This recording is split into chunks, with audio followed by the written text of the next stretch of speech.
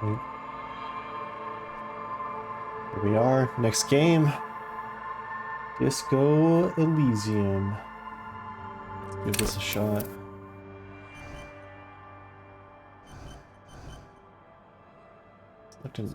Select an archetype.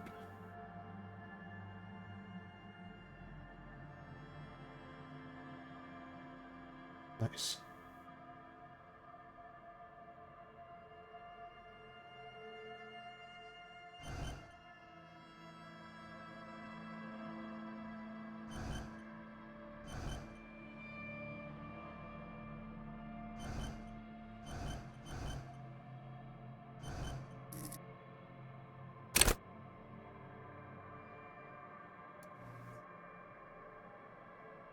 Why?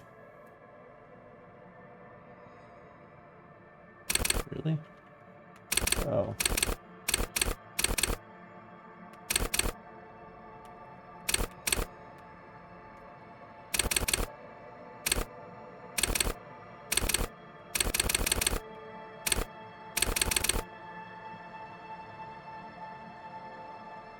Your senses how agile.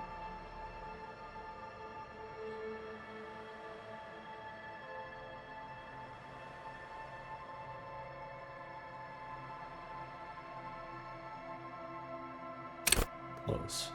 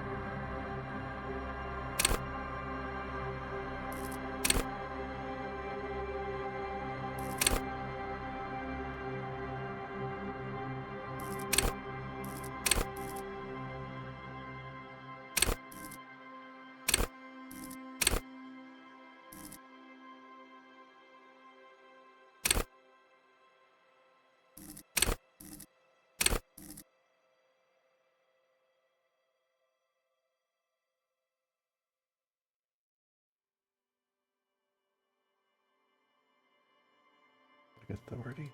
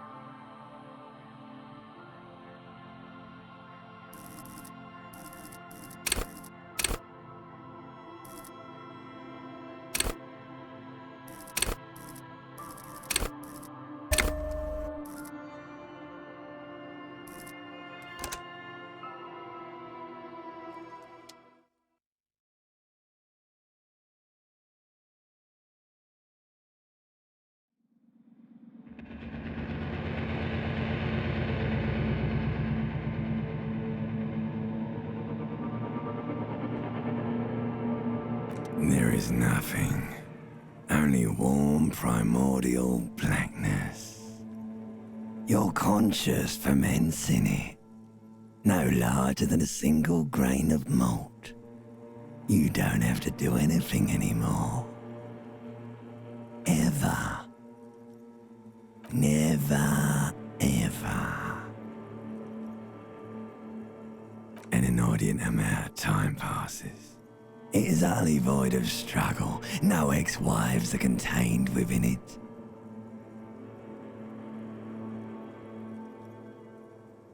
You got it, sweet brother.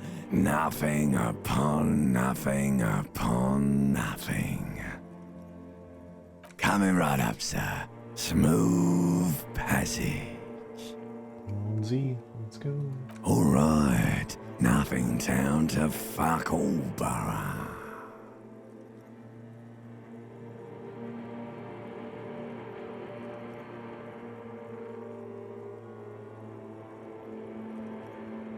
Not you. Your days of giving a shit and being that type of animal are over. Do you really?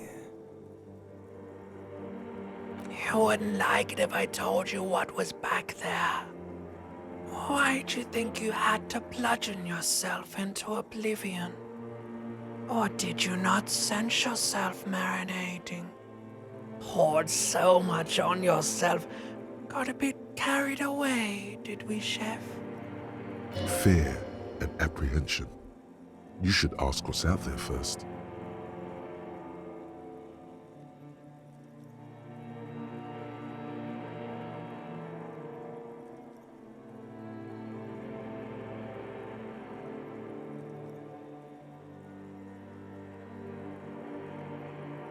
Yes, your one disco mother. There's this giant ball there. And evil apes. And the evil apes are juking it out on the ball. You're one of them. It's basically all just evil apes juking it out on a giant ball. Infinitesimally small. Infinitesimally infinite. You can't even make out it's a ball when you're joking it out. It's that large. Vying for resources. It's just a stupid expression you picked up somewhere. The part of the presentation you want to take home with you is this. You have to beat the other evil apes in the face. Or you lose. Yes, it is. And you drowned in that sadness a long time ago. You lost. The sound outside. You recognize it. It's a Caprice Commander motor carriage.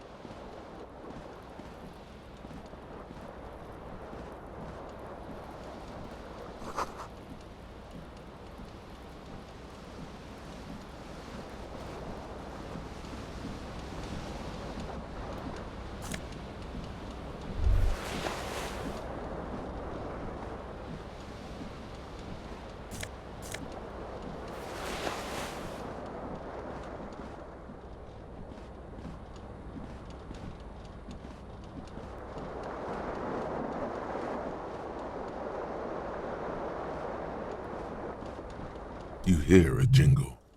Keys are clinking in the pocket of your flare-cut pants. It says, whirling in rags, on the aluminium keyring. There is a single key on the ring. The number 1 is etched on it. It should open the door.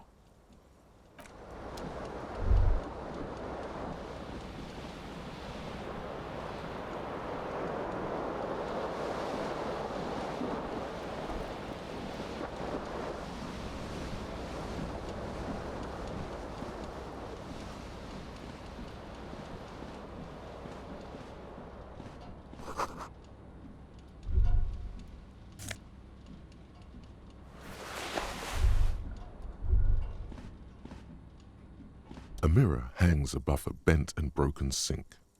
In a fierce discharge of masculine energy, someone has ripped half the faucet off. Hot water sprays from the base and steam covers the mirror. You cannot see yourself, just the outline of a man. Suddenly, you realize you have no memory of the face that awaits you there, underneath the soft vapor. As you slowly reach your hand towards the surface of the mirror. Abort. You clearly have not thought this through. You won't like what you see there, and you will never unbecome it.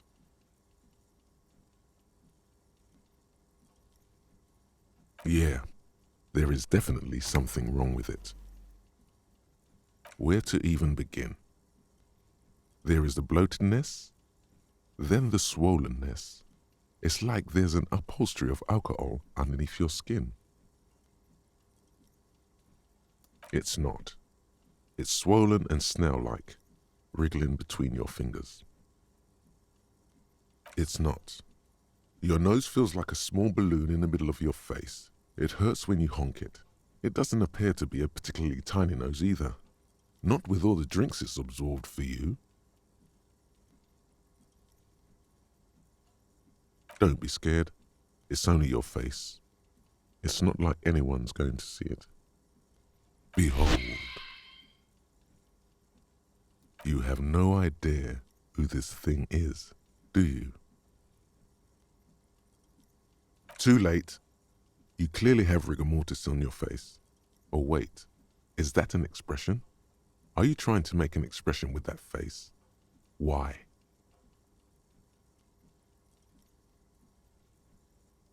Please stop. It's horrible. You're scaring yourself. You can't, can you? It's like it's not even voluntary anymore. You have worn that grin into your face, and now it won't come off. What does it even mean? What is the emotion you're trying to convey?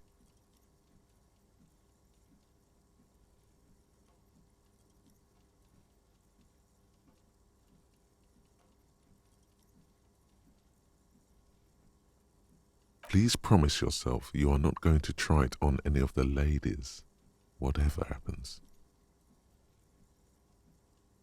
You liar. You can't even tell the truth to yourself. Go ahead. Try something.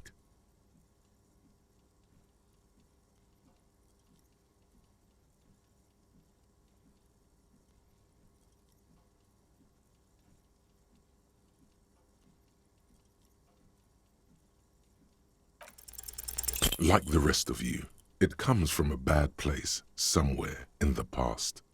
That's all you know for now. It's too late. Like an image on film. The expression belongs to your primary motor cortex. It would take a minor neurological miracle for you to cease producing it.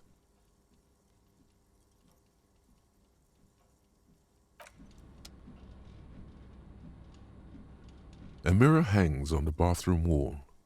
In it, your face, adorned with the expression.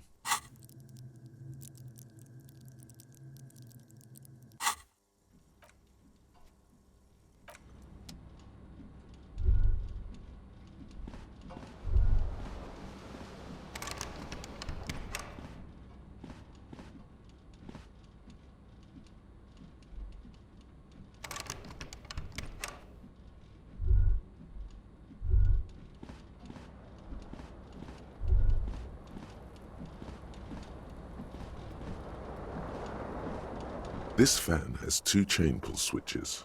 One ends in a tiny fan, the other in a light bulb. A truly horrific necktie has somehow attached itself to one of the blades.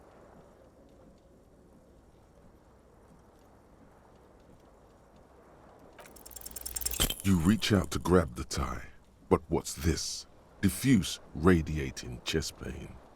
Doom comes over you. This is bad. Feels like sharp stones grinding in your chest and keeping you from moving. For quite a long time. Still ongoing. Now is a good time to start worrying. Finally, the pressure recedes. You find yourself covered in cold sweat and trying not to move, hoping it will keep you from dying. A terrible mistake. Turn the lights off immediately. You can practically feel the photons burning a hole in your brain.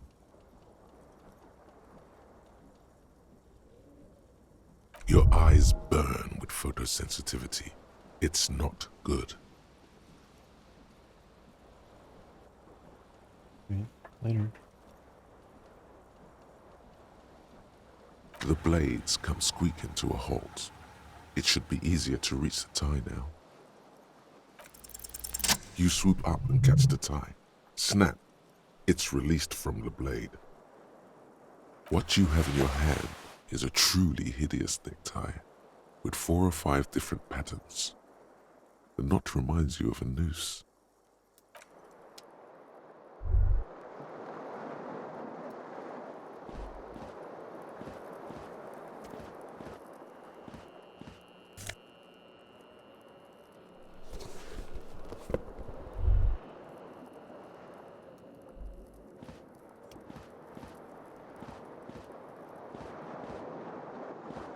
The window stands broken in its frame. Cold wind blows in. The morning light hurts your eyes. It's hazy, but you see the ocean and some war-torn buildings. The shards face outward. Whatever broke this window came from the inside. A fine web of scarring covers the back of your right hand, but none of it is recent. More likely a projectile than a held object. There are no fragments on the floor from pulling a tool back in after impact. It is too large for a bullet, yet too small for a piece of furniture. You're looking for something heavy and larger than your fist. The single green shoe you found fits the hole almost as well as your foot. It would have also been heavy enough if thrown with force. Congratulations, you smashed the window with your own shoe. Now you only have one. If you're lucky, you could still find the other one on the balcony outside. The door to it should be outside your room. You mean someone else took your shoe off and smashed the window with it? This person also forced the drinks on you.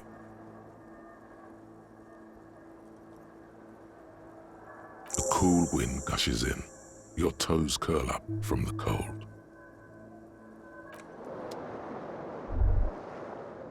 The window stands broken in the morning light. The morning light.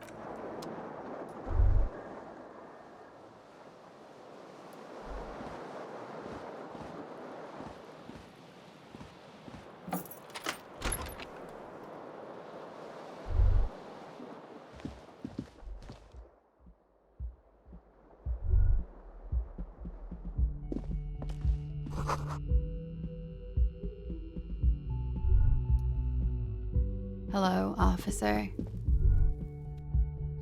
The young woman raises a cigarette to her lips.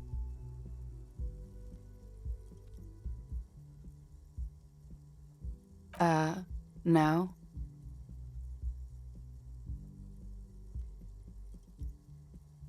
The young woman shakes her head slowly. No. You're a police officer, sir.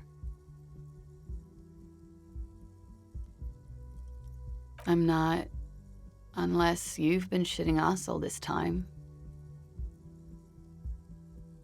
You've been here for 3 days, on official police business, no less. I couldn't say. In truth, so far, mostly drinking. Could it be because of the drinking?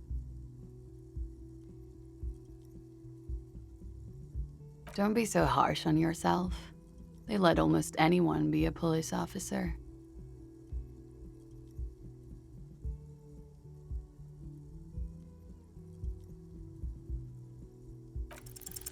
Try the expression.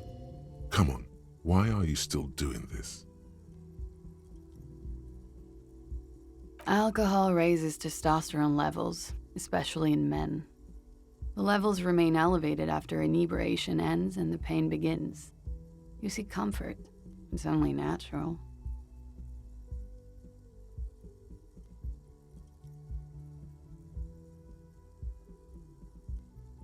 She puts out her cigarette.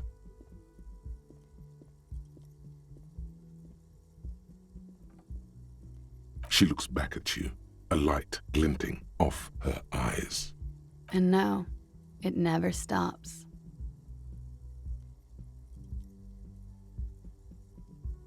Goodbye.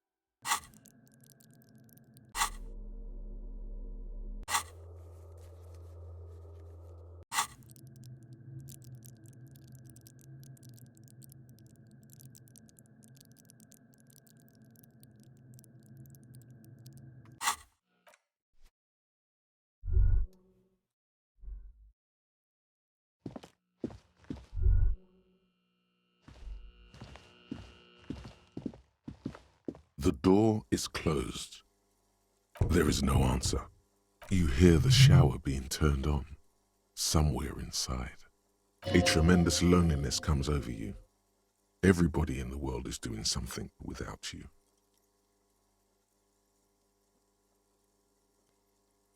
The door does not care. This door can only be opened with a key or from the inside. Still no answer. Still nothing. The door is closed. Still.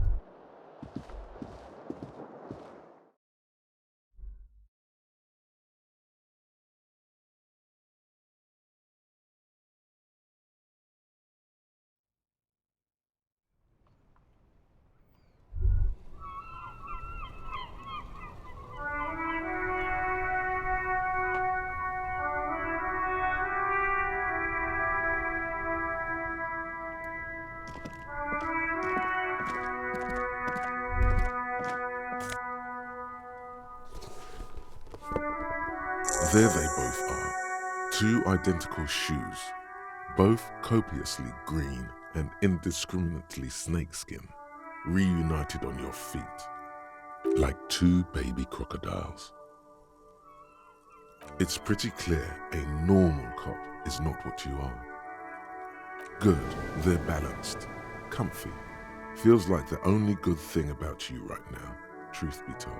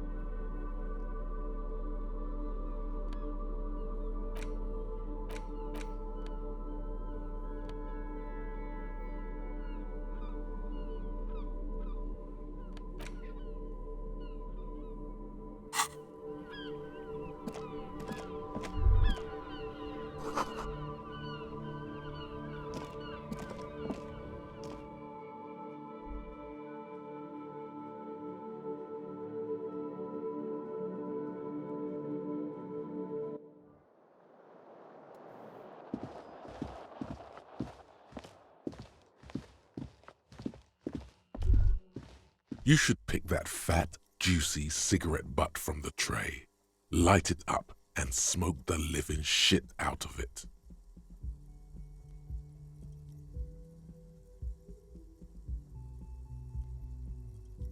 Who knows what you are? A monster, a murderer, the gnome of Jeroma? You feel like a smoker, especially when you look at that juicy, succulent, seductive cigarette stub, still smoldering deliciously. How very astute of you. This renders it ineffectual. You should look for a whole cigarette, or better yet, an entire pack. Strike that. A carton.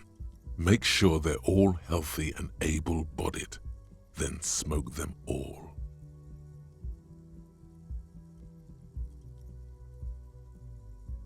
Good. They'll make you stronger and better. You're too old to be cool now, but find cigarettes, smoke them, blam. Instantly a cool renegade man, a mystical red dragon with smoke rising from his nostrils. Plus, smoking them gives massive bonuses.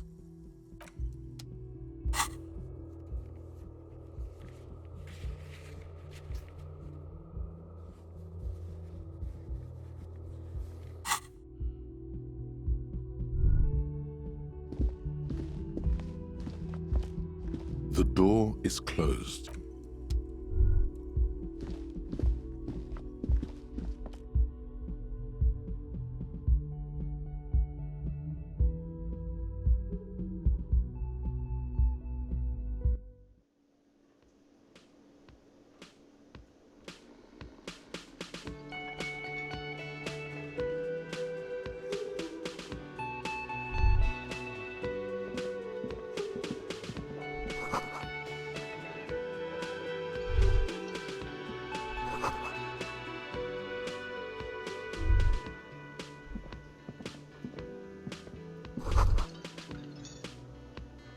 You should totally sing karaoke here, the first chance you get. Your emotions need to be expressed. People need to know your vast, oceanic soul.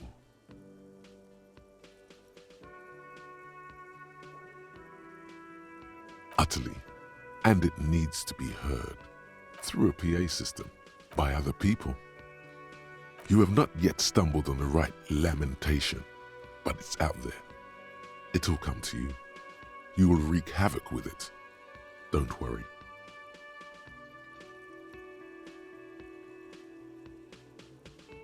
No. Don't sing the happy song. It's stupid. Sing the sad song. It's profound. You have to find something tragic to sing first, though.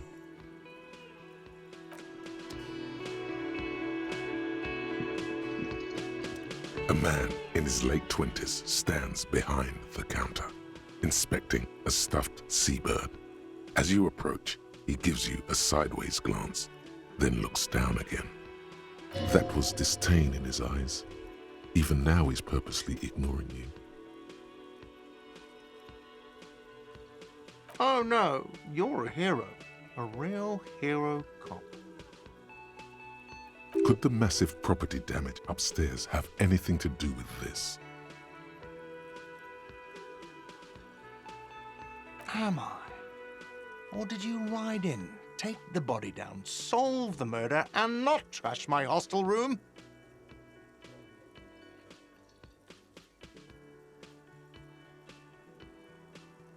Oh, it's not? You're right, it's not. No, I'm not the bartender.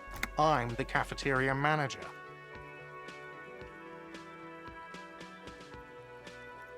That period of my life is over. Not everyone who stands behind a counter is a bartender, okay? I'm the cafeteria manager. I have 3 cafeterias to manage. 3. Sylvie tends the bar here, not me. I'm only standing in. She just, you know.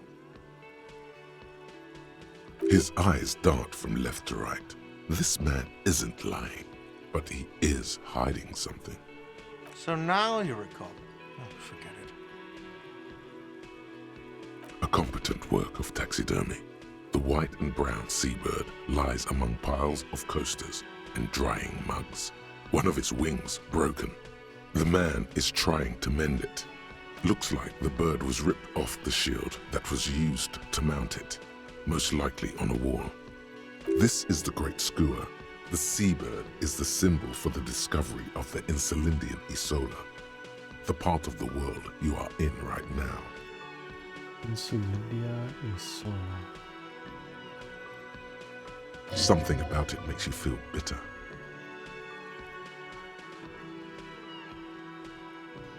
Look, your buddy is over there.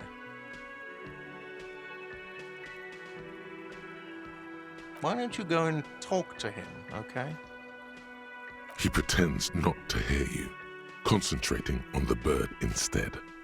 A competent work of tech. Looks like the bird was ripped off the shield. This is something about it makes you feel. Look, your buddy is over there. Why don't you go and talk? He pretends not to hear you. A competent work. Looks like this is something about it makes you feel. Look, your buddy. Why don't you go and talk to him? He pretends not to hear you. Oh no. Could the massive property damage upstairs? Yes, you are. A real decorated hero. What did you not do? First you took the body down. Then you solved the murder. Then you didn't trash my hostel room. Maybe you even negotiated the strike. You're right, you didn't, and it's only taken you 3 days not to. No, I haven't seen you around. I'm not always here. No, I'm not the bartender.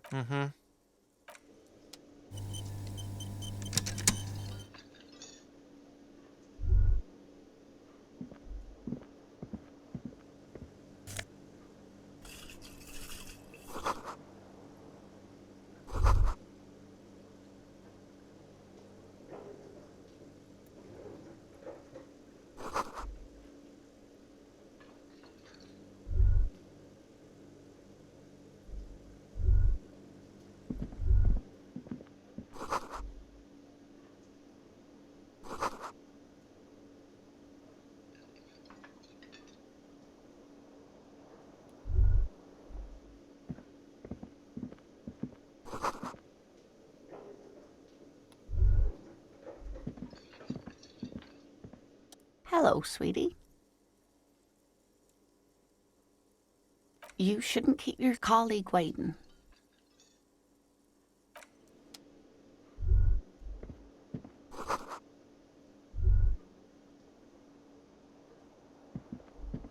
A bespectacled man in an orange bomber jacket is tapping his foot on the floor. Looks like he's waiting for someone. You. As you approach, he narrows his eyes and extends his hand in greeting. If an assault were launched on this building right now, if the windows came crashing down and the whole world descended upon you, this man would hurl himself in death's way to save you. You are sure of this, but why? He is your half-brother. Hello. I'm Kim Kitsuragi, Lieutenant, Precinct 57. You must be from the 41st. You realize he's waiting for your name. This is your chance to come up with a really good name for yourself. Get creative. Conceptualize. Concentration makes you squint your eyes. Your name should be deep gold and orange, like a forest fire looming on the horizon, but mixed with the stench of liquor rising from your breath. You're 2 steps closer to it, but there are still many to go. Okay then. It looks like we had a little scheduling error on Sunday. Saturday too, actually. Have you had time to talk to the manager here? What he means is, he has been trying to meet up with you for 2 days, but you have been otherwise occupied.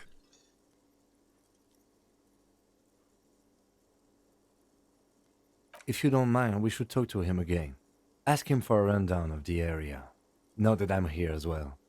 I understand the scene is out back, right? It also wouldn't hurt to assure him the police are finally here. In full force, I mean. Have you mapped out the initial interviews? At the 57th, we like to prepare an initial list of persons of interest, and then just skim the surface. Prepare the field, get to know the players. You don't do that? Maybe it's not an inter-district practice. Right. And the interviews? Okay. We'll have time for that after we take a look at the coroner's case. Have you removed the dead body from the tree? So, the body is still in the tree. This is the first time you detect a weariness in the lieutenant's voice. It is obvious he would have preferred for the body to no longer be in the tree. Where it has been hanging for 7 days straight. We should go there as soon as we are done talking to the owner.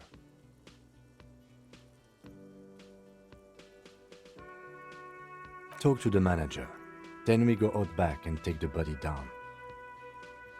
I can see you drank last night and the night before, and that you are still drunk now. But I have seen officers go through worse. Much worse. If you need something for your headache, there is a general store nearby.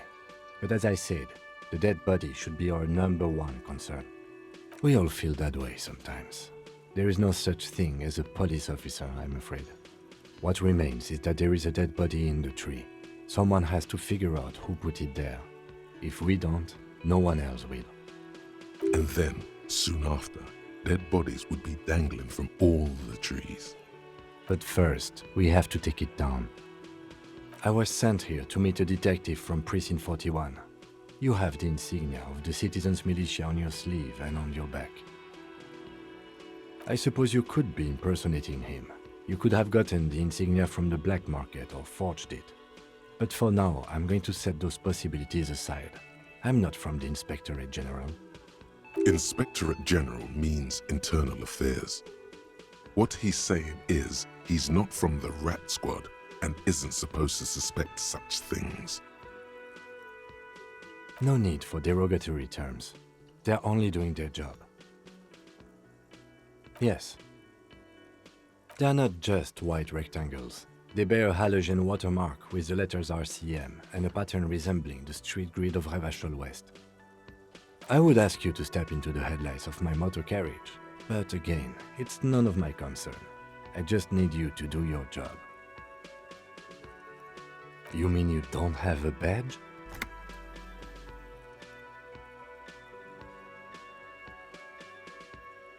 Losing your identification card is a serious matter. My vehicle has a shortwave. You can use it to report your badge missing. I would advise you to locate it as quickly as possible. But getting the body down should still take precedence. After you, officer.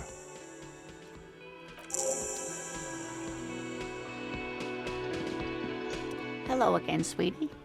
I see you've met up with your colleague. The lieutenant nods politely. Wait, who's Sweetie?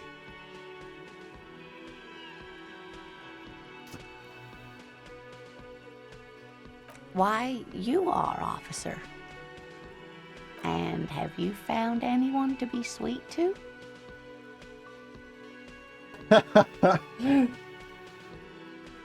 Oh my god. Oh no.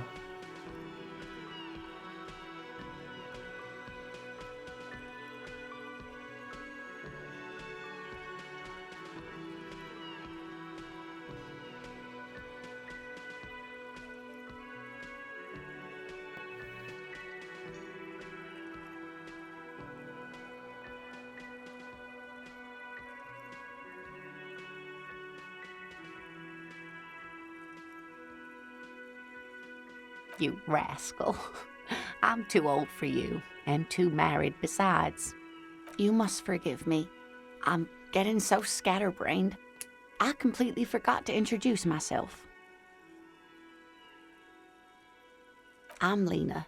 My husband Morel and I are staying with our friend Gary just down the street, but I come here for tea when they're away. This Lena is wacky enough for the motley crew. Hire her on the spot.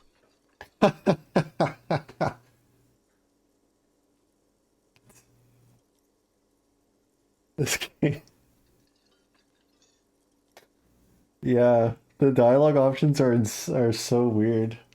It's like you're talking to this old woman. It's like, "Hi, sweetie." She's like, "Who?" He's like, "Am I sweetie?"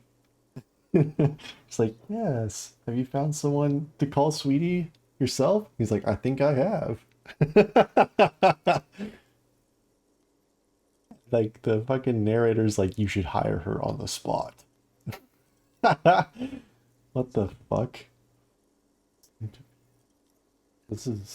I'm liking it, yeah.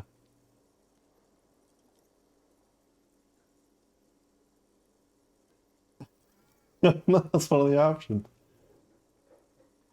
Yes, dear. I'm a paraplegic. A paraplegic is someone with limited or no ability to use the lower half of their body. Paraplegia is caused by spinal cord injuries, like falling from a great height, or a grenade explosion.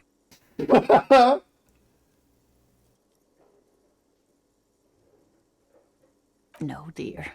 I'm not quite that old, although I was injured in the line of duty.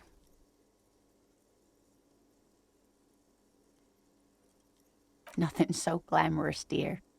Though when I was young, I dreamt of planting the Revacholian flag on some figurative peak.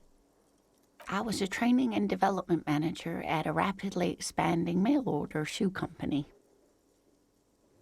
Ooh. You'd think it would be a safe job, but I had to be everywhere, and, well, once I happened to be under some faulty scaffolding. I was lucky. This was almost 20 years ago, and I was compensated exceptionally well. One can only dream of such payoffs nowadays. Wheels. That's quite all right. I'm used to people asking questions. I know they're thinking about it anyway.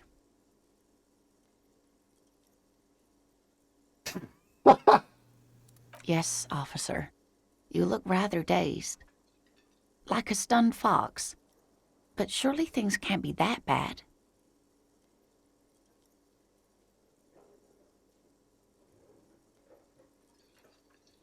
Oh my.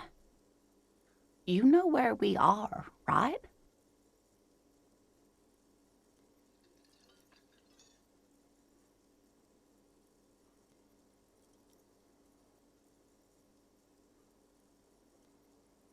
It does still look like that in some parts of the city, doesn't it?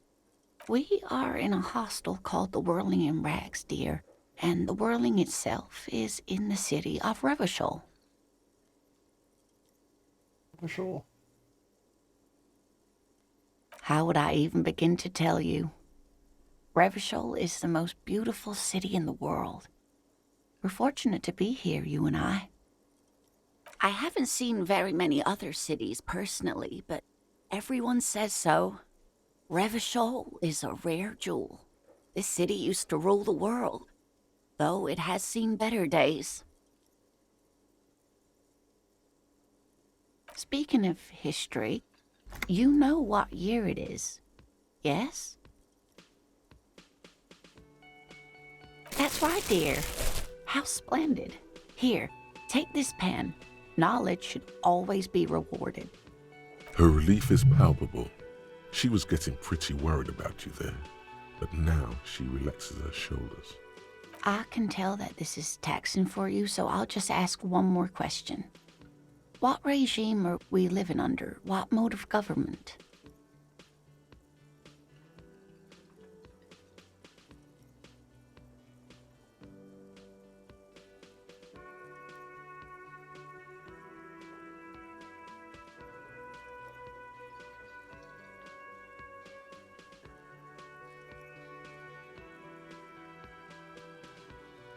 Nope, sadly not. Revachol is what's called a zone of control, under an alliance of foreign powers called the Coalition. We have no government of our own, and what democracy we have is market-driven. Meaning, buying is voting. Oh dear. And you were doing so well. There aren't any cops in Revachol, not in the traditional sense. The status of law enforcement has been a complicated matter since the revolution. But we should stop for today, sweetie. You look like you need a break. Besides, I'm not the best person to explain the big things to anyone. She's scared now. She's realized you really are brain damaged. A defeat, I'm afraid. The people of this archipelago tried to build something new, something different. The rest of the world didn't like it, so they came and ended it. This was 42 years ago. It has something to do with everything. I really don't know how to explain it better. A defeat. Of course, sweetie. I really don't know. You were doing quite well up until the end there. It does look like you're having trouble remembering things. History and places. Remembering reality in a word. It's very odd. A sigh. The lieutenant buries his nose in his notebook. But maybe a fresh set of eyes is what the world needs. And while I'm no doctor, such bouts of amnesia are often temporary, so I wouldn't worry too much. Someone more educated in sweeping matters. Maybe you should ask. No, I'm not an encyclopedia. I won't be a guide either. I'm a detective. Of course. Then I don't know. Someone rich, maybe? Wealthy people are educated. Though I don't know where you would find a wealthy person in Martinez. Whatever do you mean?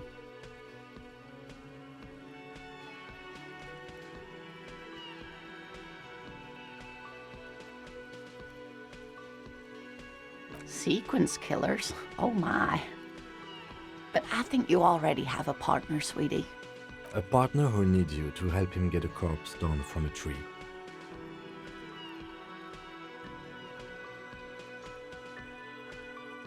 I can assure you with absolute certainty, there are no sequence killings taking place in Martinez. Now, gentlemen, no need to squabble. I wouldn't be of much use to you anyway, sweetie.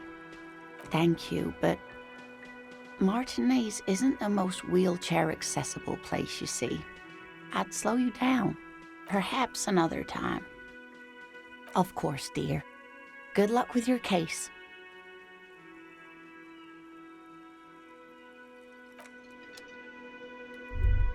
Hello again, sweetie.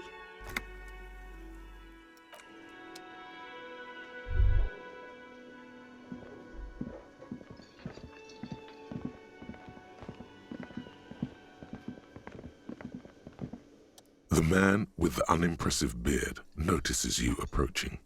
He drops the ledger he was holding and turns to the lieutenant. Mr. Gart, right? You run this place. Yes. I am Kim Kitsuragi from Precinct 57. This is an inter-district investigation, so joining me from Precinct 41.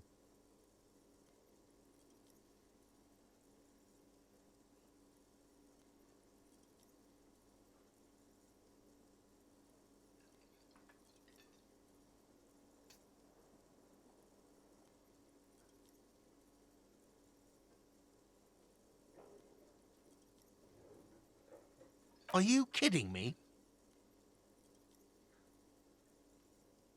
It's you. It's obviously you. You smell like liquor. And you're orange. See? Everyone agrees it's your color scheme. We're on the right track with this name thing. Is this what you get when you call the police now? We've been waiting for a week here. Sir, I understand your concern, but we are here to do a job. And for us to do it, I need you to stay calm. Yes, of course. I know it took us a while to arrive at the scene, but it also took you a while to call us. It was you who placed the call, correct?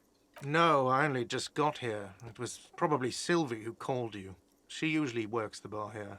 I'm only temporarily taking over her duties. Do you have her number? As a matter of fact, I do.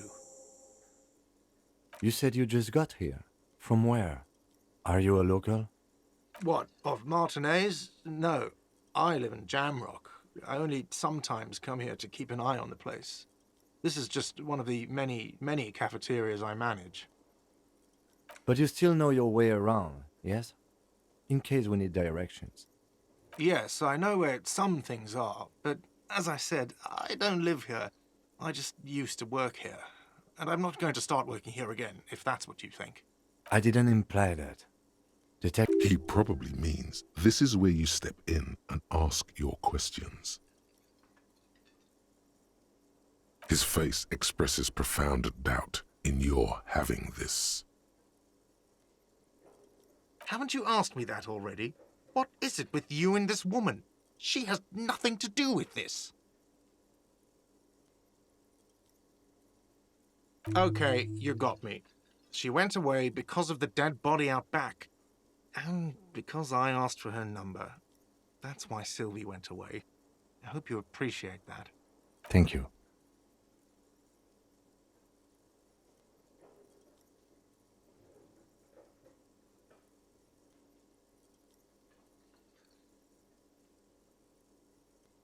Is it? Because I thought you were supposed to be investigating the lynching, not my employer conduct.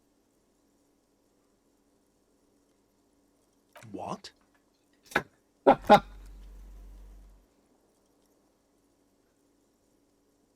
Is that so? Mr. Feminist?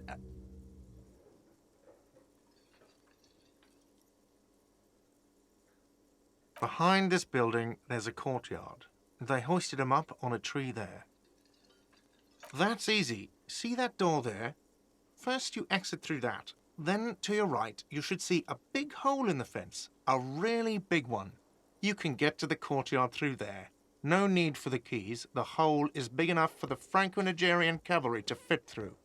I don't know who killed him. I'm not the police. That's your job. What are you, crazy? Of course I didn't kill him. I don't know who killed him. The lieutenant turns the page in the little notebook he's been scribbling in. Haven't you asked me that already? What? Yes, I am. Let's go. Not so fast, Mr. Feminist. You owe me 130 real. Oh, excuse me. You owe me 130 real. The IIR, or Inter-Isolary Real, is the global reserve currency. Whatever part of the world you're in right now, it's safe to assume he means you owe him some money.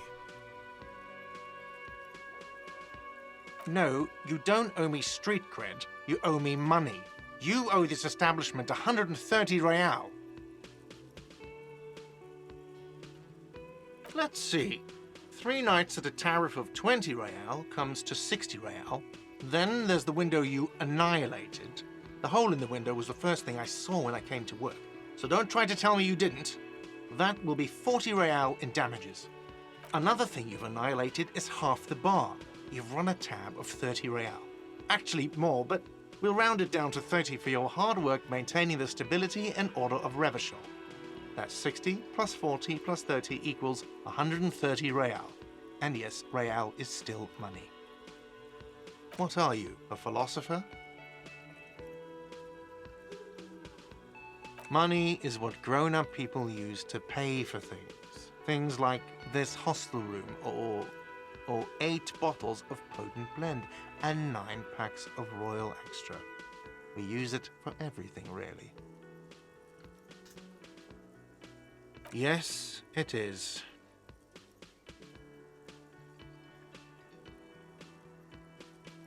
There's a shuffle of nylon as Lieutenant Kitsuragi looks for something in the pockets of his orange bomber. That's cop 4. I haven't offered to pay because I don't have any money either. Oh my god. You can't arrest me. I haven't done anything. Did someone order a vague, farcical reading of the law? More than one pops into your head.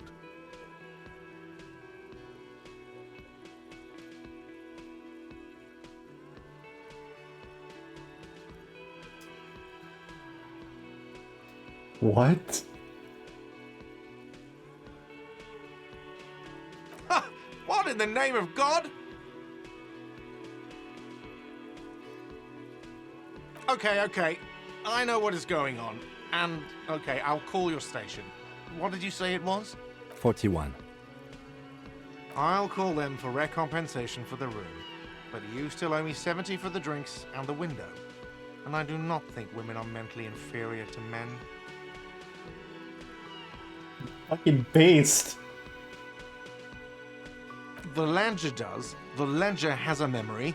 The drinks are non-negotiable. There's no way your station will pay for them. Fine, I'll take it off the bill. You want to sleep in a post-apocalyptic shithole? Go ahead, but I'm not giving you another room. No, not cool. You still owe me 30 for the drinks. If you don't have it by tonight, I'm not letting you back up there. That's enough now, sir. Good day. This game is hilarious.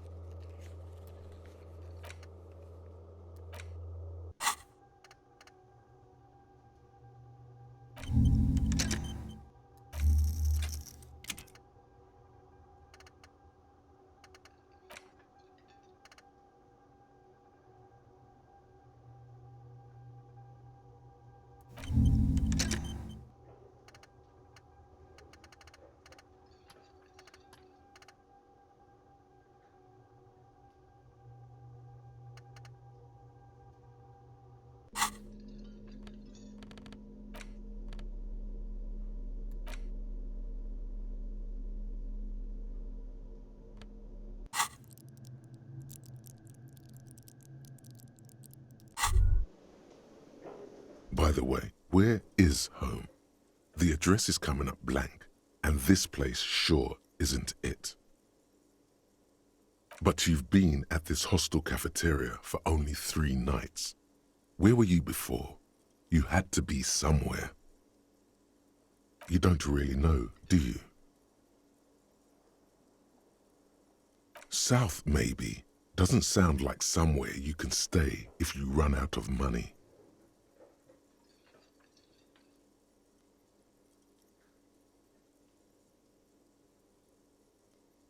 You can try.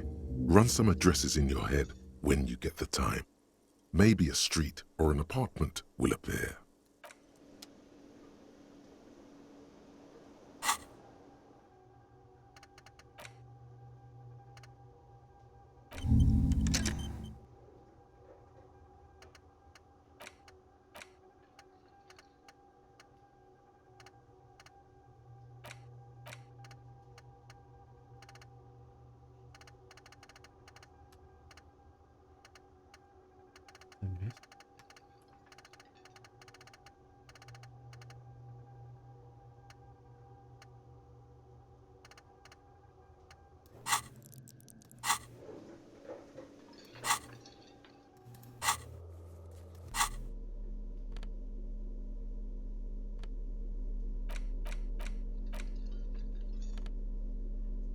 You don't have.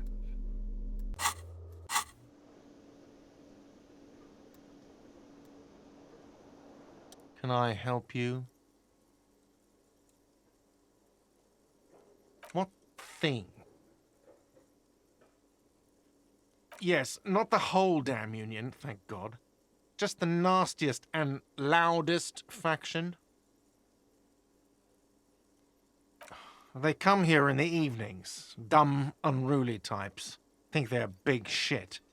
But they're good customers. They place big orders and always pay on time. We should find out who this Lord faction is, occupying the booth. Loudness means talkative, and we need info. We don't. We have to wait. They'll show up sooner or later. Men get hungry, even striking men. If not today, then they'll be here tomorrow. There are these things called days. You sleep between them.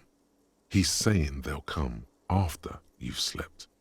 Just making clear you got that. What are you, a cook now? That's none of your business. He wasn't pan-fried, he was lynched. What could the kitchen possibly have to do with... Fine, okay.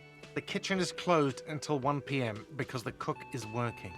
You can snoop around after that, if you must. What are you, a cook now? You're not. You're a menace. Fine, okay. The kitchen is closed until 1 p.m. What are you, a cook now? No, you don't. Fucker. Lay off the swear words. They don't make you cool. This isn't kindergarten. Besides, the RCM doesn't do search warrants. I know the law. You'll just have to wait for the kitchen to open. If you have to get in there, which you don't. You do realize you can just go into the kitchen at 1300 hours. No need for superstar charm or Sambo-style antics here. Sambo is an acronym for Samoan boxing, graceful martial arts stuff. Sambo style implies stealth, cleverness, and cool. Just letting you know. What? By the way, you should come back to this thing-based questionnaire if you see anything interesting in the whirling later.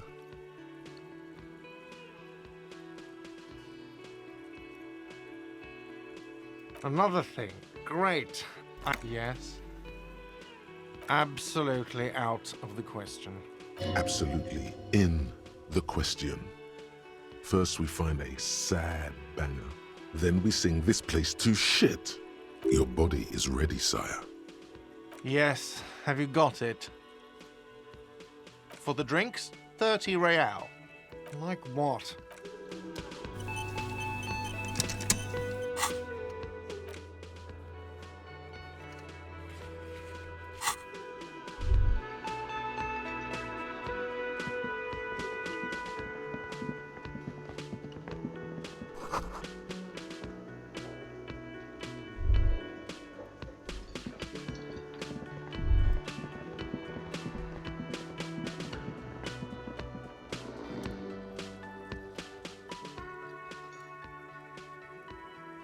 On the counter, rolled out of his open hand, you see a blister pack of headache medicine. The man does not mind. You probably need them more than he does. No idea. Looks like he works for Wild Pines, the logistics company who owns and operates the harbor.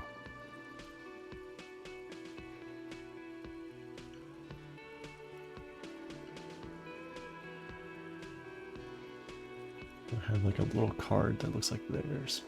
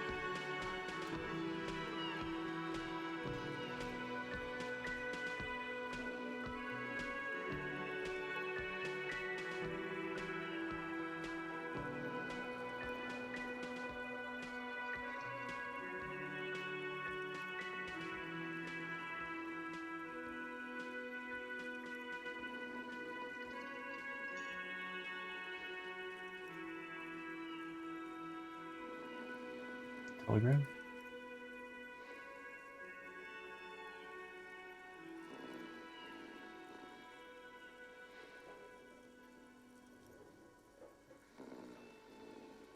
It is.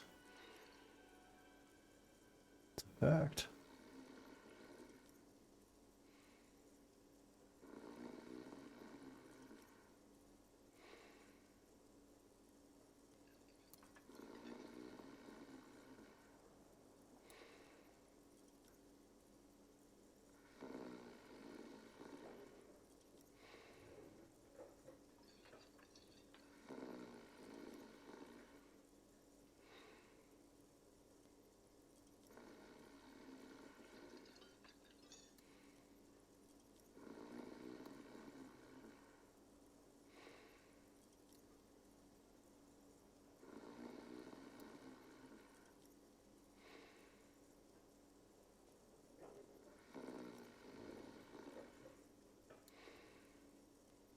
Possibly because there's a strike going on in the harbor.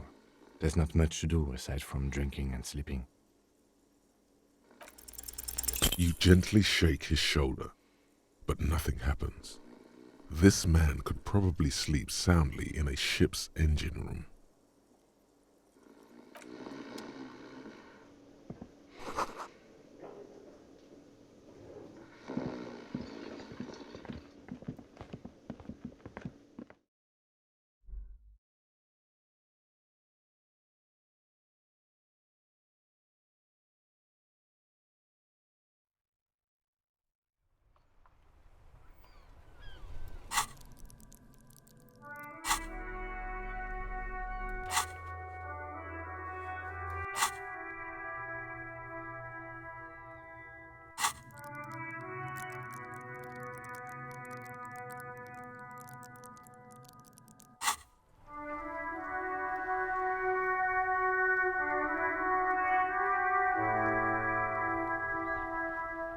Like a hurricane, rip the buildings from the earth.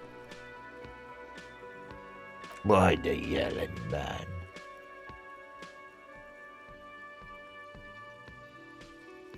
Looks like a Sow descendant.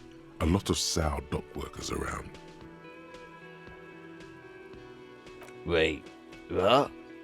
No, he was just sleeping. What do you want, officer?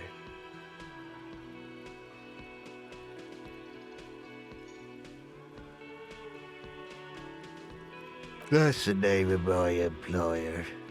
I work in logistics. He doesn't sound too enthusiastic about this. How's it going?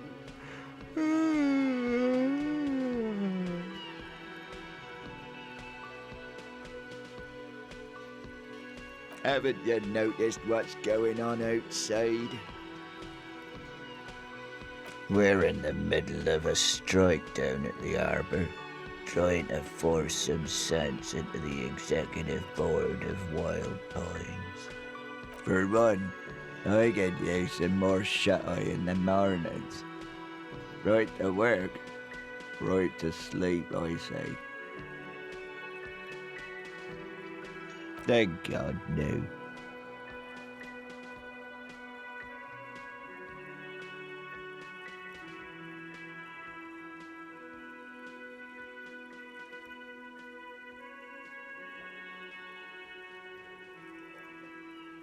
The worker stares at you, his eyes dry from sleep. A web of wrinkles covers his tanned forehead. I don't know what you're talking about, kind sir, but when I'm out, then I'm really out.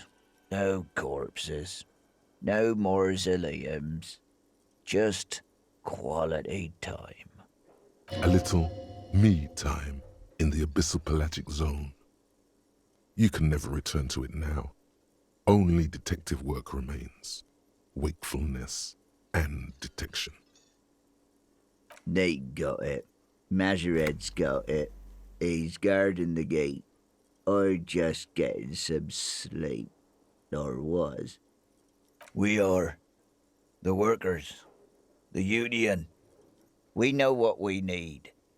What's right for us.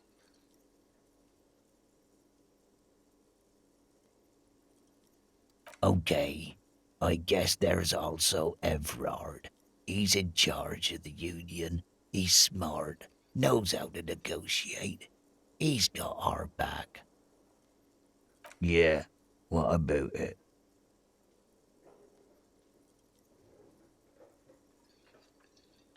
You know, people die here every day. Someone's found in a ditch, another one falls in a manhole, a third one gets eaten by stray dogs. If someone has decided to die on top of a tree, then how is it my concern? I can tell you this. Trouble's ahead. You heard what I said. Draw your own conclusions. That's all I know, and I prefer to keep it this way. The lieutenant gives you a little nod, then makes a note in his blue notebook. So Union people think he was a killer, he thinks. Even sleepy hair. This doesn't help a lot, but it's something. Good work, detective. Indeed. Help yourself to some. Wait. No. Oh, it's empty. Sorry about that, pal. Yeah, what about... You know, people die. If someone has decided to die on top of a tree, then how is it my concern? If you get lucky, I might even have answers for them. The dock worker doesn't answer. His head is already back down on the table, in sweet sleep.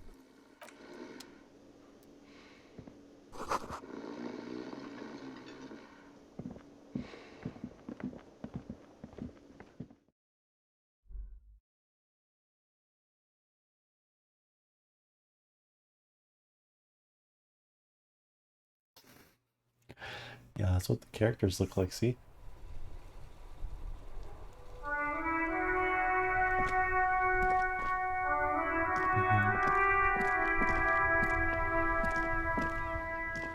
Yeah. Yeah, I need to get a filter that a plot makes my face look like a painting. Maybe I'll make that.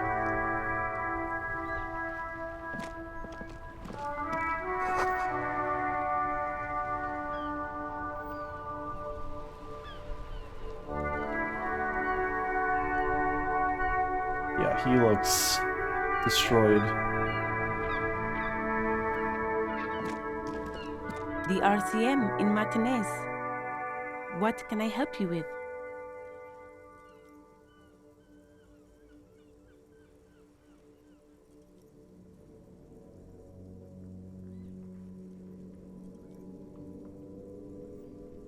Yeah, that sly grin of right before he's about to do another and take another swig.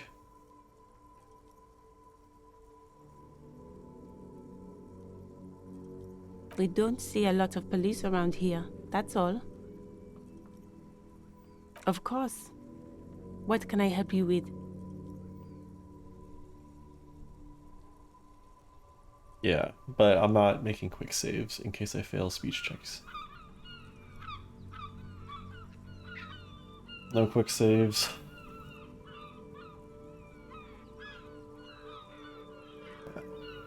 No quick saves for this game, because this is a real RPG.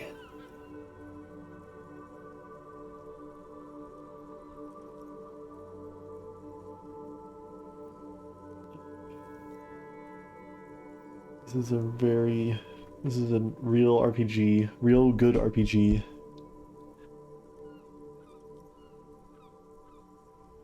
These are the dialogue options. I don't know if you're still watching. It's like, of course, what can I help you with this? Like, what the fuck what is this? Fuck the police business. Excuse me? She's uncomfortable.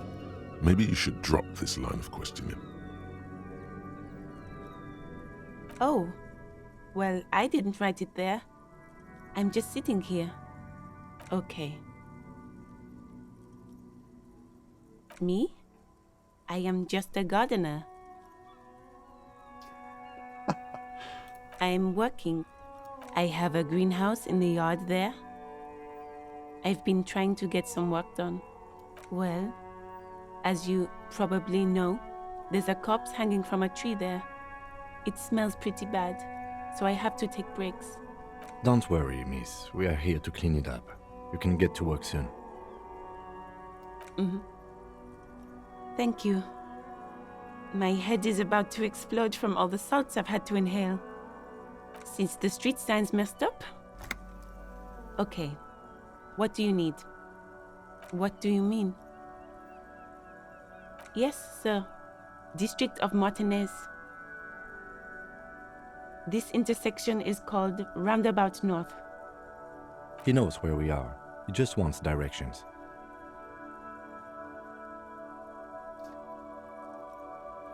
It's there. In the yard, right through the hole in the fence. There's the pier, the Cape Side apartment buildings, some more tenements. Not a lot, really. The harbor gates, some kind of commotion, I think. I don't follow the local politics. A fleet store, too. Some shops and a bridge. The canal bridge leads to the coast, but it's broken, I think. Some kind of accident, probably. Just coast. There's a little fishing village there, and a fish market. But that got closed down ages ago. It's just water. No, actually, I think they call it the Martinez Inlet. There are some islands in the bay, but they're hard to reach. No problem. Of course. I won't hold you back. Her gloves. You get the feeling that you need them. You have a dead body to deal with after all. Sure, keep them. I have another pair. Ooh.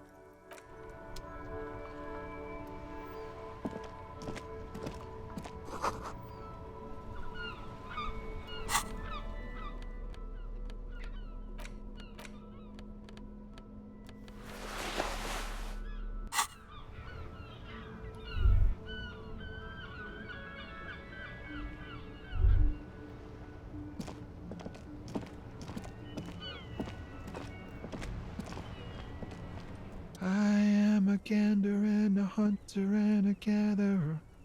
Feel like a traveler. A simple little cadence. He seems to be making it up as he goes. From another planet. Hey there. I am the law. You sure are, my man.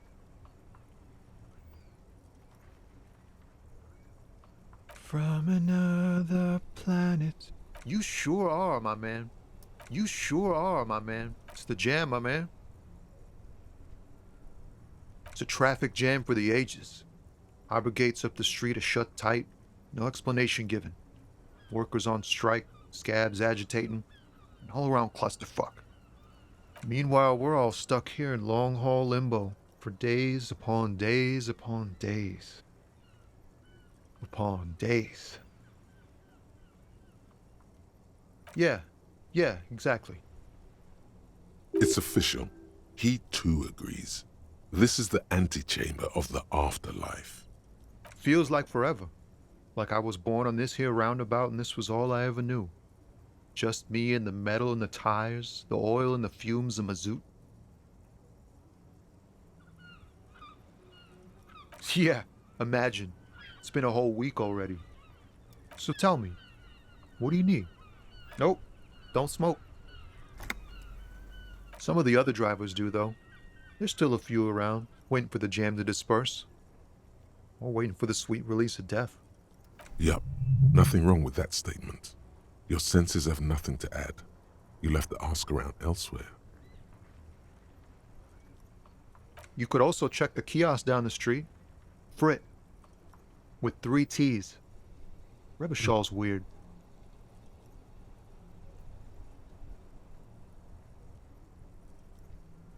Huh? Oh.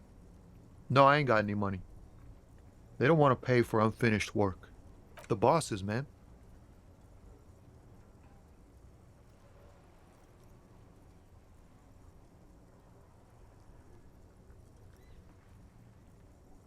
Makes sense. It sucks is what it does. Nope. Some of the other... Yup. Nothing wrong. You could also check the kiosk down the street. Frit. It's like whatever's going on over at the docks. Workers got a blockade set up, making demands. No way in or out. Some pretty wild stuff, I hear. Like a giant new power crane in half the company? I forget what exactly. Good on them, I guess. I've heard talk there's a company rep in town, too. Like a strike negotiator type. They'd know what's up. Precise demands and so on. Ah, yes, from the Wild Pines. We'll meet her soon enough, I'm sure.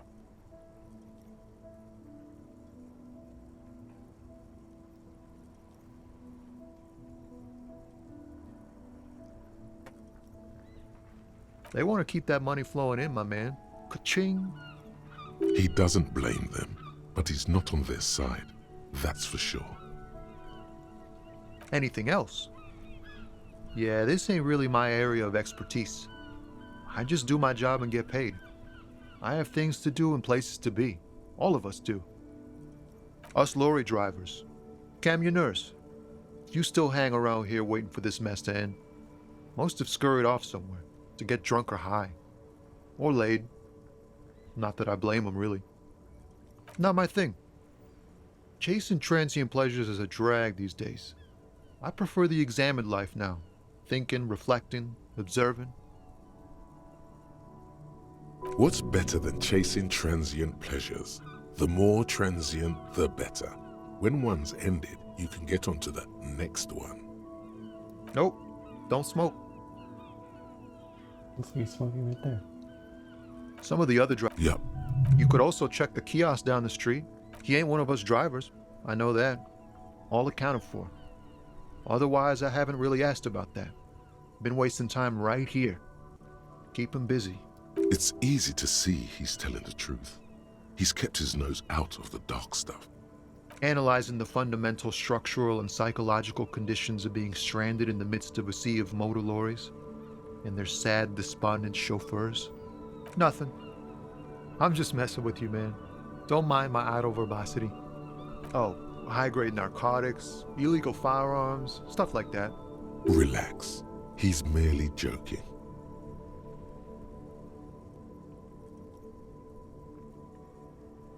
Ha! No, I'm joking, my man. Found runs a nice, clean business. This haul of cargo is mostly sporting goods. You know, tracksuits and that kind of thing. They usually get shipped to Grad and the Occident. Though we've been making headway in the Il Moran market lately. We're pals and all, But I can't just freely hand out the merchandise. The bosses won't be happy. This rockin' beauty sure is like a rash you can't get rid of. You interested in heavy-duty cargo machinery? A motor lorry, also called a camion, on Caillou and neighboring islands. This one looks roughed up enough to be some sort of found rust bucket. Maybe the A6. Good eye, my man. Yup, she's an old one, but reliable. Me and her spent a long time together. Not unless they've illegalized sports equipment while I was on the road. This rockin' beauty sure is like a rash you can't get rid of. A motor lorry, also called a camion, on Caillou and neighboring islands. This one looks roughed up enough to be some... Neat. For carrying large quantities of cargo a long distance. These found tracksuits need to find their way to the kids way out in Wamrau and Loran Bird somehow. The man taps his fingers rhythmically against his arm. Don't be a stranger.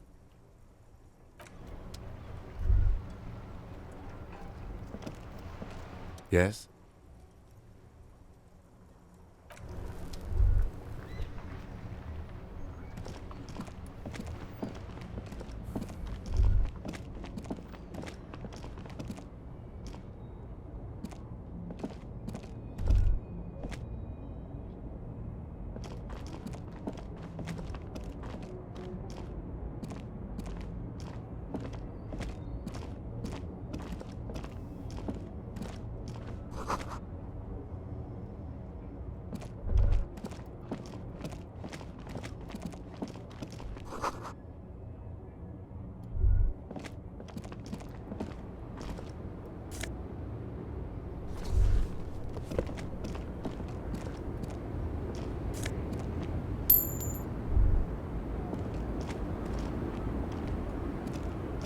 The small, wrinkled woman does not greet you. She nods along to something on her radio. A photograph is clutched in her hands, and there is a warm smile on her face. The photo, an ambrotype from the turn of the century, as golden as her smile. It's the warmth of a winter night's fire. Maybe she could give you comfort and shelter, some cigarettes and food money. Maybe she's your...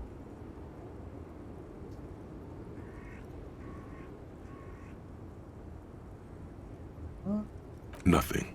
Her smile just keeps widening. Her hair is gray, like... Wait.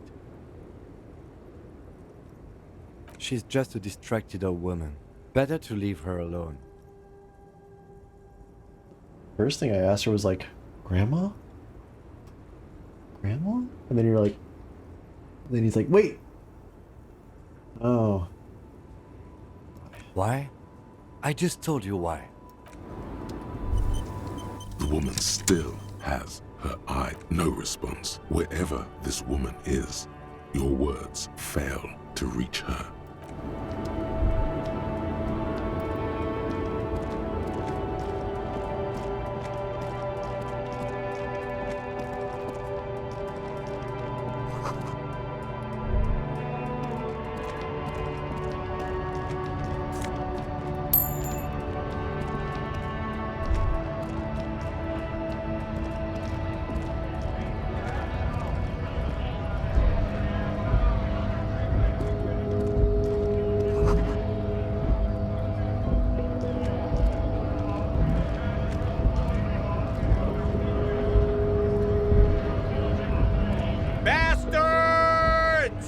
We have a right to work!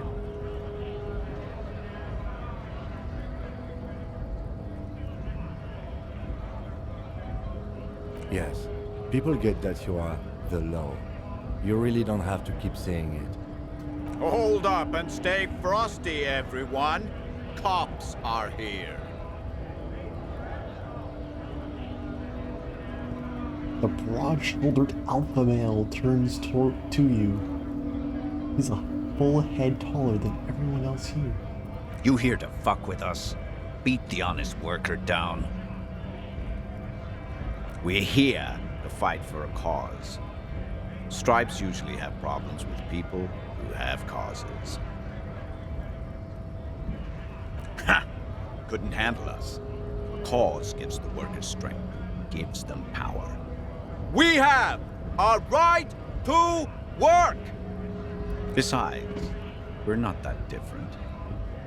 It helps if people see us talking, cops and strikebreakers together. Shows authorities are on our side. Builds confidence. Might be time. Don't let the fat bastards tread on you. Cops tend to side with the higher-ups, but you're essentially still workers. I don't trust cops, but I can see you understand the right to work! Right to work! Rights of people, rights of workers, to have gainful employment, to make a salary, and feed their families. His manner of speaking is wooden, the tone of voice bland and uninspired, almost as if compiling replies from a set of learned phrases. Maybe you should ask them the questions, like why we're not allowed to make a living here. Shame on you! We have families to feed, you piece of shit. So do we, Scott.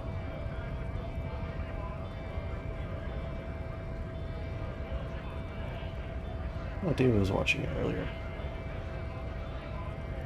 What is a strike?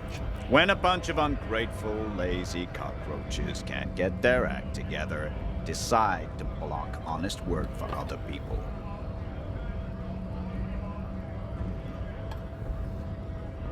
Beats me. They mumble nonsense about boardrooms and workers' rights, while we have the right to work! There's something odd in the way he carries himself. His set of clothing looks vaguely mismatched. The different pieces of the attire seem ill-fitting. His shirt is far too small and an unpleasantly tight fit, while the overalls, held up by a belt, seem to fit a man with much more corpulence. He ignores your question, choosing instead to turn to the emaciated workers, raising both fists in the air. The clothes are obviously not his. Silence is the answer. There's something off here, but he won't say what. Honest men and women with rights to work, to be useful, not toys for corporate interests. We came here to help the harbor run smoothly in time of crisis. If union fucks don't want work, they ought to let in those who do want work. I have a question. Why do all these men follow your leadership? You think they follow because I'm big and loud? No. They follow the rules of the market, the rules of the economy, because they were given a job to do! Am I gonna be racist in my playthrough? I'm gonna be absurd. You've been talking to him for quite a while now. Something is off with this guy. Ask him where he's from.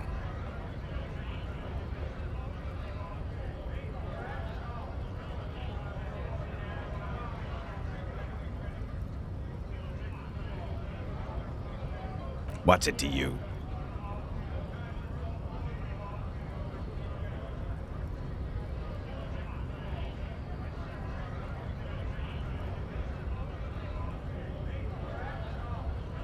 You played Disco Elysium? Oh, okay. Yeah, this is the final cut. What is it? It's going through the street. Big mess, caused by union greed.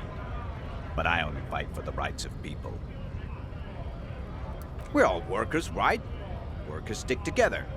Came from the eminent domain, in Jamrock. Backgrounds in odd jobs, heavy lifting, cargo hauling, bouncer work. I know the drill. Worked at Territorial. Ring a bell? We're done here. I have a strike to break.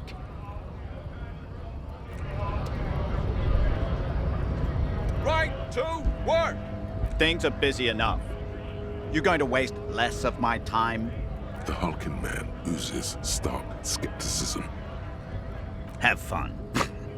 Union shits are on full strike. Don't think they're going to let you through the gates. You're trying to meet their fat boss. I know nothing about a murder. Wouldn't put it past these harbor bugs. They'd do anything to stay alive. Right to work! It's shameful. Cops doing nothing. You should bring backup, open up the gates for us. Blockading gainful employment for workers is a crime. We are not picking a side in this just yet, sir. Pity. Let us work! I know nothing about a murder. Wouldn't put it past the right to work! We are not picking a... Pity. Have fun. Union shit. Right to work! It's shameful. Cops doing... Why not? I see numerous reasons not to pick a side in this... Pity. Let us work! We were promised work. We'd be in there, working, if the bastards hadn't shut the gates. Main gate's locked. Would take heavy ordnance to bust it open. Could try to get in through the secretary's office. Door's locked. The guard's blocking the way to the access panel. And I don't mean the scrawny mess punk either. I mean head measurer. Or whatever he is. Huge Seminese guy standing up there on the overhead passage. Won't let anyone by. The access panel is right behind him. Bad. Standing on a narrow bridge, he's got a strategically advantageous position. And he's trained. I don't know how the Union has a trained killer up there. But that one's no joke. And my men are tired and hungry. They're workers, not fighters. Like civilized folk, you mean? These native fucks don't understand civilized. It would be better for the neighborhood if you went home, at least for now, if you can't get in anyway. No! They will give up eventually. Or get drunk. Leave the button unguarded. Then we charge. We were promised work. The physically impressive man tower has turned his attention back to the gates. He ignores your presence. We were promised work. Main gate's locked. And I don't mean the scrawny... Why don't you go arrest them instead? I'm sure they've done plenty of criminal shit. They have that look. It would be better for the... No! They will...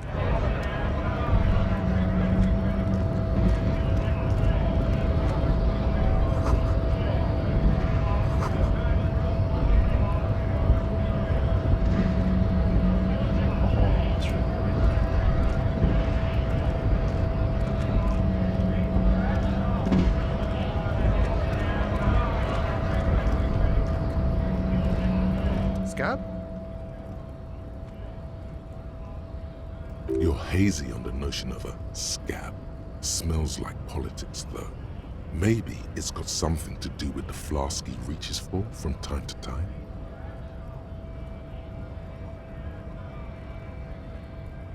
I was just messing with you.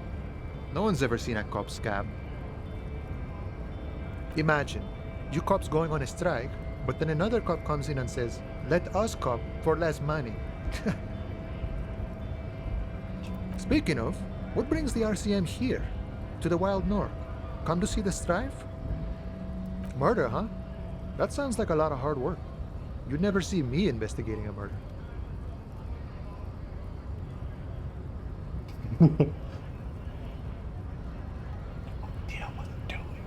That's okay. I have no idea what I'm doing either. I don't even know what day it is. Don't tell me. It's a better day that way. Monday.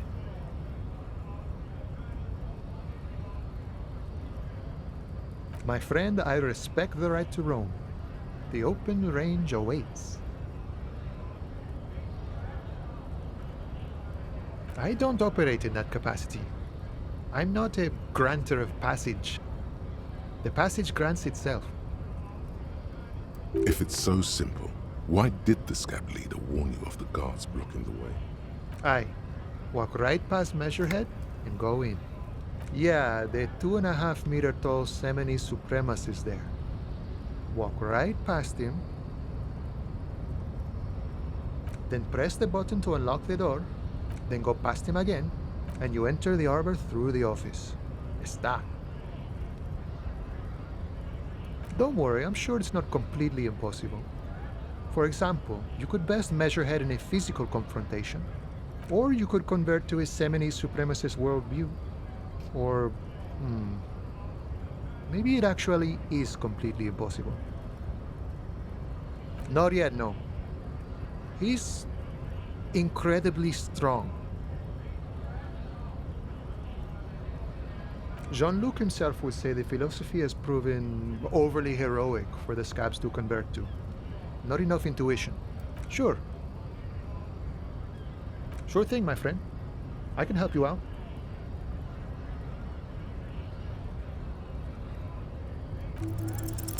The coin lands into your hand as if it has always belonged there.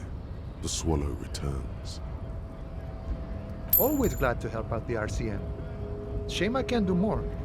Things are meager at the moment due to... You know, the winter's fat is slowly running out and all. Still better than scabbing, though. Nothing to worry about, really. The jam's a bit of a mess, cargo can't get in or out. The rationing is a bit stricter is all. Supplies should last the strike, though. I'm always glad to help out when possible. Not like these slithering scabs.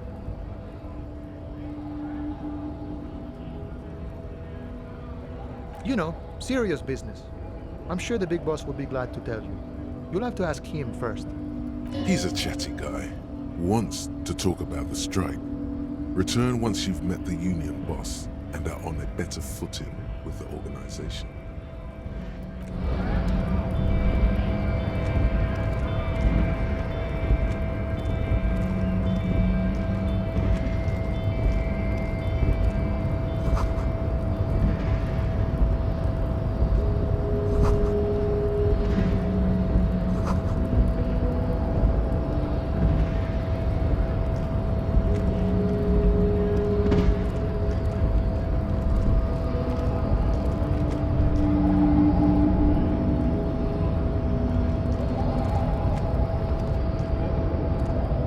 Body betrays your degeneracy.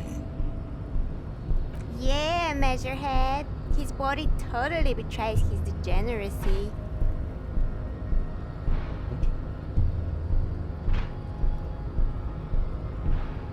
Are you admiring my morphophysiology?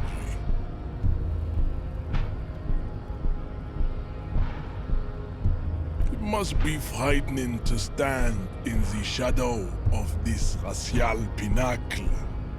Be calm, Sandwich.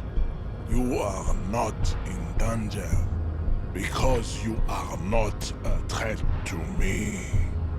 What is this androgynous display of sexual maturity? Merely standing up makes you sweat profusely. Your breathing is erratic. Your own heartbeat in your ears grows frantic, and you feel your blood pressure rise. Stop it! You are embarrassing yourself in front of this woman and your pedomorphic friend. This display of weakness may appeal to older women with a stronger maternal instinct, but it is a liability here on Battlefield Martinez. Jean-Luc, his body is betraying his degeneracy pretty hard. Maybe you can ask him to leave. You have succumbed to Al Ghul. You reek of it. An invisible sword of Al Ghul emerges from your throat. You cannot see it, but others can. It is making the woman in my company sick. Yes, Al Ghul. He means alcohol. Oh. Correct. my small skull servant. Alrul is an ancient Ilmaran poison, a parasitic fungus that has colonized your race. It is a trick the desert pygmies played on you for humiliating them and stripping them of their land. Intentionally fermented drinks have existed for 10,000 years. This is a fabrication the alchemists of Yizot and Bashir and the Rolam Al-Rul have fed your people. Go on believing in it, race loser. Why don't you have another drink? Your features are not yet congenitally deformed enough. Oh yeah, Measurehead. It's not good. It's like a rat crawled into your stomach, got drunk and drowned. No, you don't. You need to get another drink. Occidental Haplogroup B4 is done giving orders around here. The influence of the ham sandwich race is waning. Jerking motions, signs of a late-stage neurodegenerative disorder. How far the Occidental Haplogroup has fallen. You were once a noble and powerful race. You gave the world eugenics, electricity, and powerful weapons of war like missiles and aerostatic aircraft. You made great gains in metallurgy, race theory, and statecraft. You dominated lesser cultures, like the deformed Hemians and the inexplicably potato-obsessed Kroikos. But now your ascent to the genetic summit has halted. You are obsessed with sadness and with frivolous pop culture. You will be superseded. Isn't that right, babe? It is, baby, yeah. You know it. There is a button right behind him, just out of reach. It must be the one that opens the door to the harbor.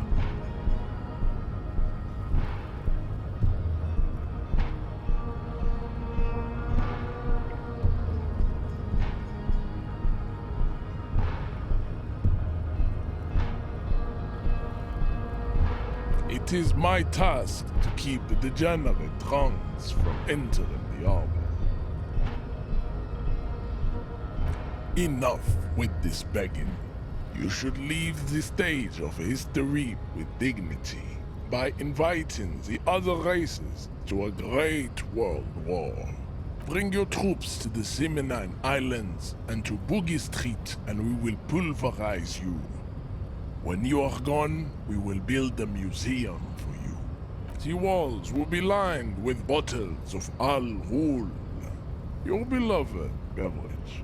Inside, we will store the odes to homosexuality you call art, and your microcephalic skulls. There may be a peaceful solution to this.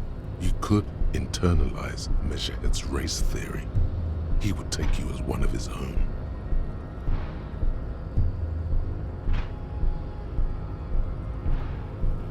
Well, yes.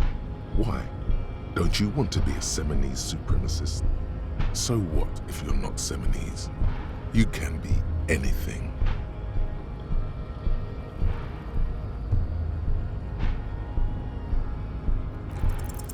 Go ahead.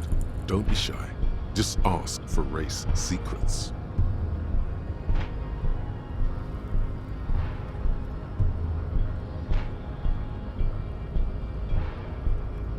Do not be naive. I know the answer to the great race enigma.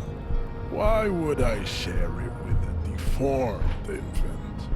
You do not have the devotion for servitude. Oh, don't be vulgar.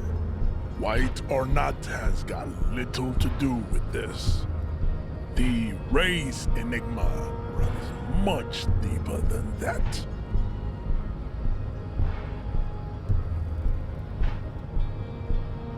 Mr. Clare is a man of vision and means. He has the will to confront polycultural capital, something your race, naivistic communists, never did. Also, to serve is noble. It takes discipline. Your petulant individualism has only contributed to your race failure. It is lax and moronic. Of course you are, Levasholian man. The failure of communism to challenge the world order is the core of your race fate. All around you, the fruits of its defeat. Individualism, rock and roll music, sexually transmitted disease. Above all, rampant multinational finance still reigning large. Tell me, where have you gotten your love of pathetic communism from? Degenerate youth culture? Rock and roll music?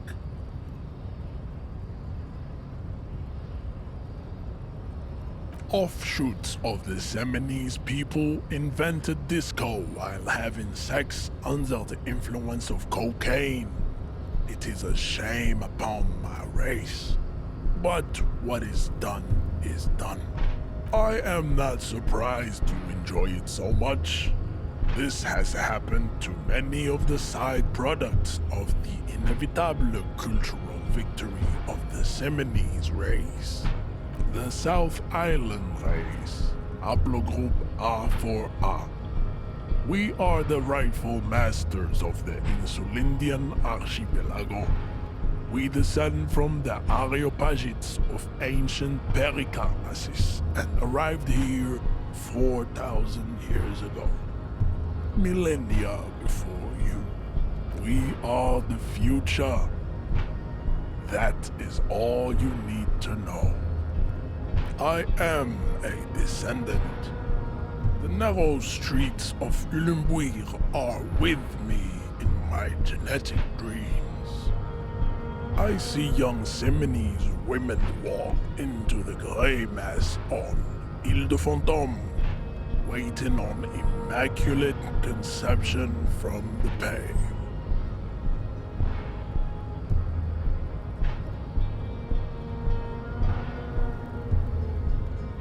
No, I have heard about it on the radio. I'm from Couronne, and no, it is not just in Revachol. The city is central to the Seminoles strategy.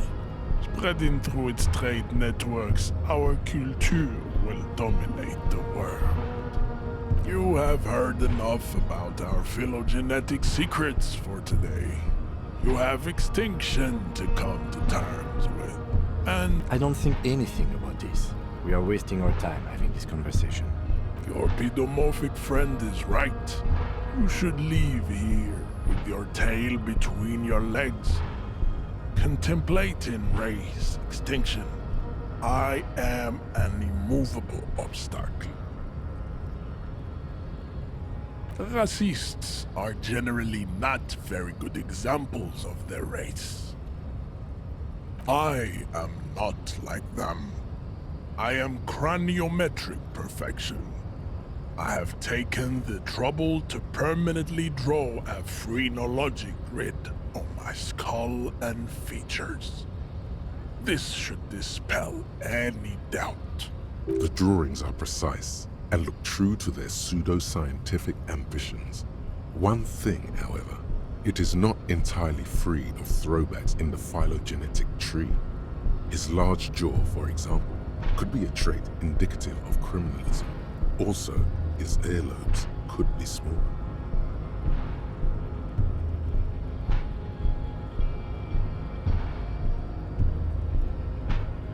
That atavistic stigmata makes pussy say yes, plenty.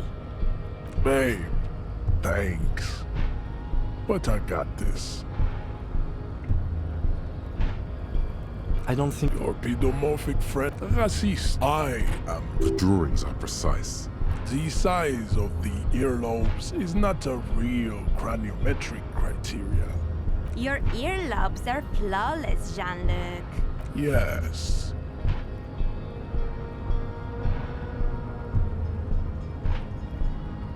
You exhibit forward projection of the jaw, indicative of schizophrenia and sexual inaccountability. From a purely aesthetic standpoint, the dimple in your jaw makes you look like a baby. This is not craniometry, just an observation. It is impossible to see any more of your bone structure. It is covered in the ravages of Al-Hul. From what remain of your features, I can see fleshy lips, baldness of the head, and long arms relative to lower limbs. This leads me to conclude you are not a police officer. You are a common criminal, an offspring of murderers and sailors from Sur-la-Clé and Vesper, and possibly even the degenerate sheep herders of Ubi. Your racial heritage is uninteresting. It is the same as all Rivasholians. Your parents and their parents made the decision to reproduce while under the influence of Al-Hul. That is the only reason you are here. He's right there. It's almost impossible to get it on unless you're both drunk. It's too scary when people are sober. Racists are I am. The drawings are precise and look true to this. Correct. Don't be vulgar. White or not has got little to do with this. Mr. Claire is a man of vision and means. He has the will to confront polycultural capital, something your race naivistic. Also, to serve. Idiotic communism is the single greatest contributor to your race descent. Everywhere around you, the fruits of its failure to challenge the world above all. Rampant multinational finance still. Stop explaining yourself. No one cares about your beliefs. The conversation has moved on. Tell me, what degenerate subculture has made you dress in this shameful way? Rock and roll is moribund. Only Koikos listen to it anymore. There is no life left in it. My people abandoned it long ago. It leads only to neurodegenerative herpes and heroin overdoses. I am not surprised you enjoy it so much. This has happened to many of the side products of the inevitable cultural victory of the Seminese race. I can see that. The Simony, we are the I am a descent. No. I have heard about it on the radio. Yes. This could have made him more open to discussing the race enigma with you. Just try again. This is one of those things where the wise sage won't. Do not be naive. I know the answer to the great race. Don't be vulgar. White or not, Mr. Claire is a man of vision and mean jam. Individualism. You have gotten these ideas from degenerate youth culture, have you not? You have picked them up from rock and roll songs? Of course it does. You are a degenerate individualist and a rock and roll rebel.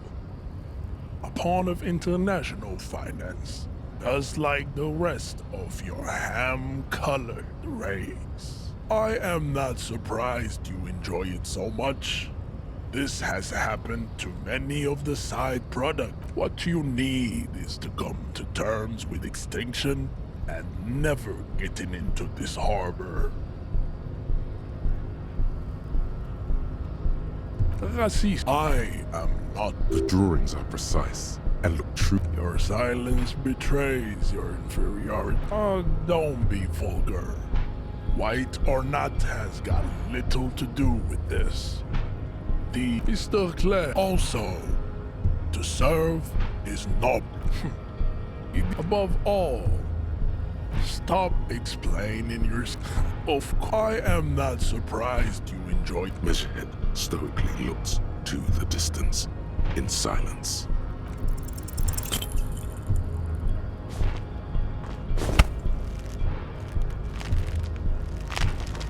How did this happen? Your little fist is in his giant hand and he's squeezing it. It hurts.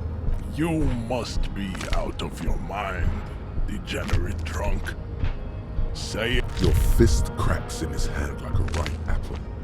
Pain shoots up into your brain as he's twisting it more and more. The words to the song have changed.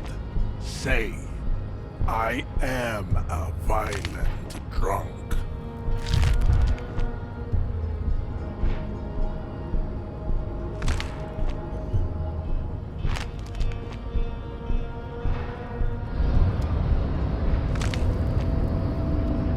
You feel something in your chest, an unnatural pressure. It's spreading to your left arm, your jaw. Very, very bad. This is the end. Bad. All you feel is pain and weakness. You have to surrender now. We all do. It gets so dark. You don't even see her face. Like you always thought you would. You only see pain and fear.